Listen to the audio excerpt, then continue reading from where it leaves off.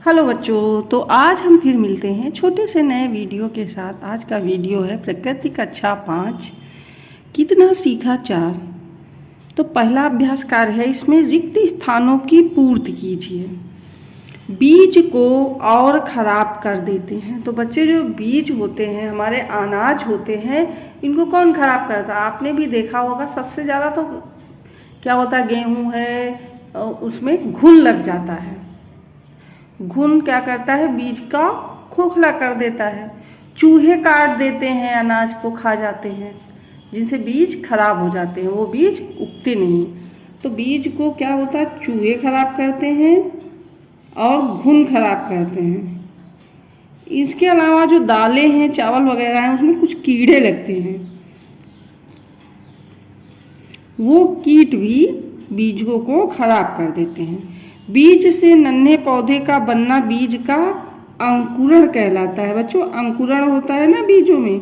अगर आप किसी बीज को पानी में भिगो के रखेंगे और तो उसमें क्या होने लगेगा, अंकुरण होने लगेगा। पृथ्वी के गोल आकार का प्रतिरूप ग्लोब होता है। ग्लोब पे भी हम लोग मानचित्र, और ग्लोब का ही जो समतल रूप होता है उसको क्या कहते हैं, मानचित्र कहते हैं।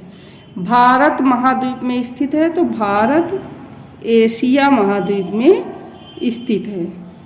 लोकसभा के सदस्य वर्ष के लिए चुने जाते हैं। तो लोकसभा के सदस्य 5 वर्ष के लिए चुने जाते हैं। ये है हमारा कितना सीखा 4 का रिक्त स्थानों की पूर्ति कीजिए। आगे देखते हैं।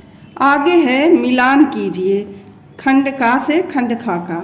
इसमें क्या है लिखा है, स्वतंत्रता दिवस, गांधी जयंती, और इसमें वो तिथियां लिखी हैं जिनसे हमको इनको मिलाना है। तो हम सब जानते हैं स्वतंत्रता दिवस हमारा 15 अगस्त को होता है।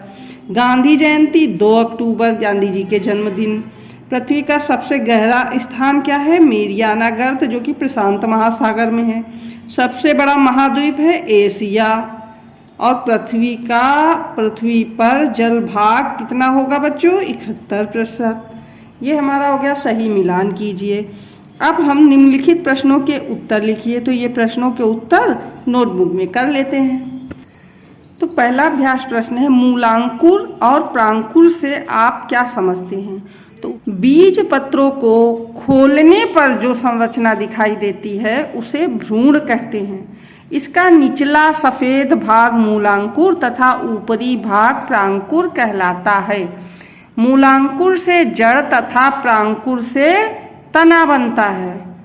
बच्चों, बीज पत्र किसके अंदर होता है, बीज चोल यानी छिलके के अंदर होता है। उस जब छिलके को हम उतार के किसी बीज के उसको खोलेंगे तो वो 2 भागों में ऐसे बढ़ जाता है, और उसके बीच में क्या होता है, भ्रूण होता है।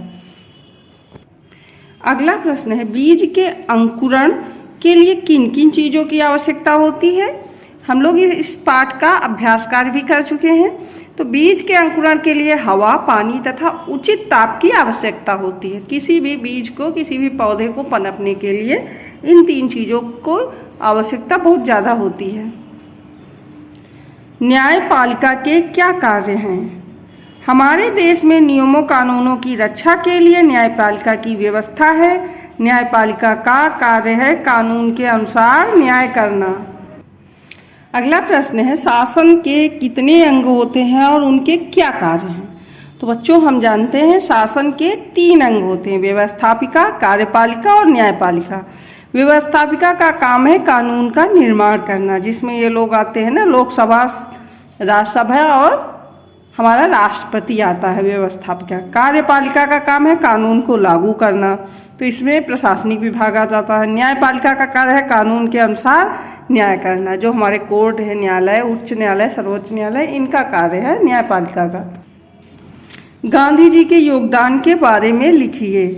गांधी जी ने सत्य एवं अहिंसा के मार्ग पर चलकर देश को आज़ाद कराया। उन्होंने देश के विभिन्न भाषा में बोलने वाले लोगों को एक सूत्र में बांधने का प्रयास किया। तो हम सब इसीलिए 2 अक्टूबर को गांधी जयंती मनाते हैं। पर्वत और पर्वत श्रेणी में अंतर स्पष्ट कीजिए। सामान्यतः आसपास धरातल से ऊंचे उठे भाग पर्वत कहलाते हैं। इनका शिखर संकुचित अथवा शंक्वाकार होता है। पर्वत साधारणतया समूह में पाए जाते हैं। इन्हें पर्वत श्रेणी या पर्वत श्रृंखला कहते हैं। सही के सामने सही और गलत के सामने गलत का चिन्ह लगाएं। आंवले में अनेक बीज होते हैं, तो ये क्या है बच्चों, गलत है। आंवले में एक बीज होता, आम में भी एक बीज होता। अच्छे और परिपक्व बीज ही अंकुरित होते हैं, तो ये तो सही है। भारत का राष्ट्रीय पुष्प कमल है, तो ये भी सही है। ग्लोब पर महासागरों को नीले रंग से दिखाया जाता है, तो ये भी सही है। माउंट एवरेस्ट इंडीज पर्वत पर स्थित है, तो ये गलत है, क्योंकि माउंट एवरेस्ट हिमालय पर्वत की सबसे ऊंची चोटी है। बीज की आंतरिक संरचना का चित्र बनाकर उसके विभिन्न भागों को नामांकित कीजिए। तो ये बच्चों बीज ही बीज पाठ में बना हुआ है चित्र, आप उसे देख सकते हैं। सही जोड़े बनाइए। भारत के पड़ोसी देश, और इसमें क्या है, पड़ोसी देश हमारे किस दिशा में है ये बताना है। तो सबसे पहले म्यांमार है, म्यांमार है भारत के पूरब दिशा में। फिर है भूटान, तो भूटान कहाँ है बच्चों, उत्तर दिशा में। आप मानचित्र में भारत के देख लीजिए। अफगानिस्तान बच्चों कहाँ है, पश्चिम दिशा में। और मालदीव कहाँ है, दक्षिण दिशा में। मालदीव जो है वो समुद्री सीमा से जुड़ा हुआ है। आगे है, अपनी कॉपी पर निम्नलिखित के चित्र बनाकर उन्हें रंगे। तो राष्ट्रीय पुष्प हम जानते हैं कमल है, राष्ट्रीय ध्वज तिरंगा है। उत्तर प्रदेश का राज पक्षी क्या है बच्चों, सारस। और राष्ट्रीय पक्षी क्या है, मोर। तो ये सब आप देख के बना सकते हैं, अपनी नोटबुक में लिख सकते हैं। अगला प्रश्न है, उत्तर प्रदेश के 18 मंडलों के नाम लिखिए। तो उनके नाम, उत्तर प्रदेश के 18 मंडलों के नाम लिखिए। उत्तर प्रदेश के 18 मंडल हैं, सहारनपुर, मुरादाबाद, बरेली, लखनऊ, देवीपाटन, बस्ती, गोरखपुर, मेरठ, अलीगढ़, आगरा, कानपुर, फैजाबाद, आजमगढ़, झांसी, चित्रकूट, इलाहाबाद, वाराणसी, मिर्जापुर। तो इस पाठ अभ्यास का कितना सीखा 4 का समाप्त हुआ बच्चों। आपको ये जानकारी कैसी लगी हमें ज़रूर बताएं। बाय बाय बच्चों।